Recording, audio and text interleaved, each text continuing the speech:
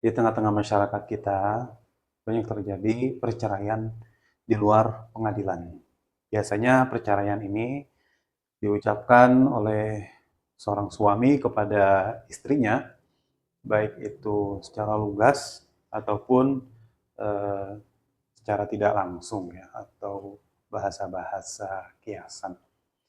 Dan harus diingat, walaupun dengan bahasa kiasan yang maksudnya adalah talak, yang itu dijatuhkan dari seorang suami kepada istrinya, maka ini merupakan jatuhnya talak. Bagaimana dalam hadis Rasulullah Shallallahu Alaihi Wasallam dijelaskan, "Thalathun jidduhunna jiddun, wahazluhunna jiddun." Nikah, tolak, dan rojaah. Ada 3 hal dalam agama ini yang seriusnya itu serius. Yang bercandanya juga dinilai serius. Yaitu nikah, talak, dan rujuk. Maka yang menjadi perhatian di tengah-tengah masyarakat kita adalah betapa mudahnya seorang kepala rumah tangga menjatuhkan talak dengan bahasa, "Kamu saya ceraikan. Dah kamu pulang dari rumah, dari sini pulang ke rumah orang tuamu, saya nggak membutuhkan kamu lagi." Itu juga maksudnya adalah kamu saya ceraikan. Maka dari itu menjadi perhatian dan sekaligus saya ingin mengedukasi buat eh, kita semuanya di tengah-tengah maraknya perceraian, bahwa perceraian itu secara syariah sudah jatuh, sudah dihitung talak pertama.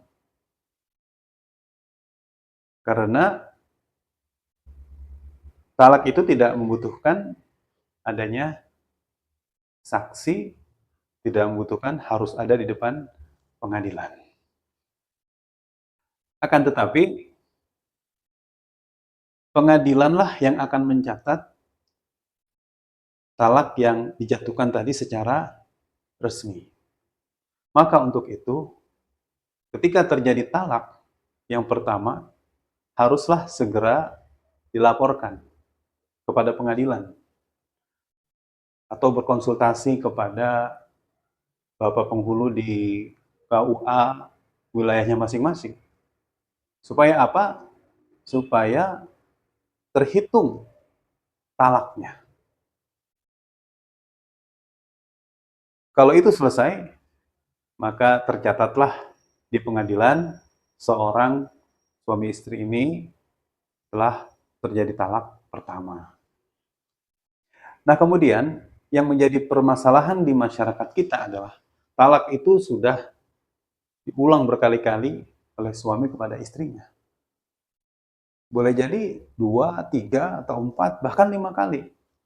Si suami itu dengan ringannya melafalkan lafaz talak itu kepada istrinya.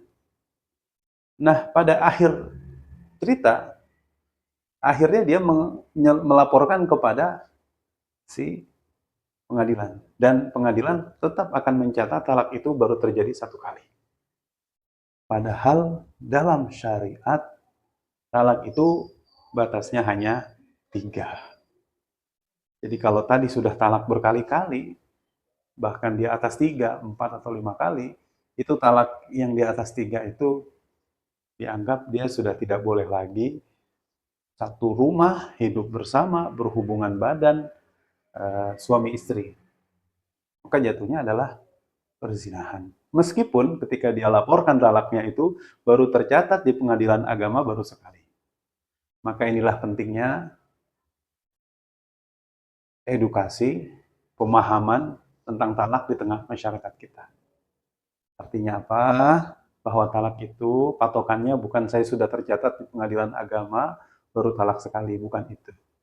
Tapi kita tahu, kita sendiri yang tahu, istri kita yang tahu, sudah berapa kali talak diucapkan oleh seorang suami kepada istrinya.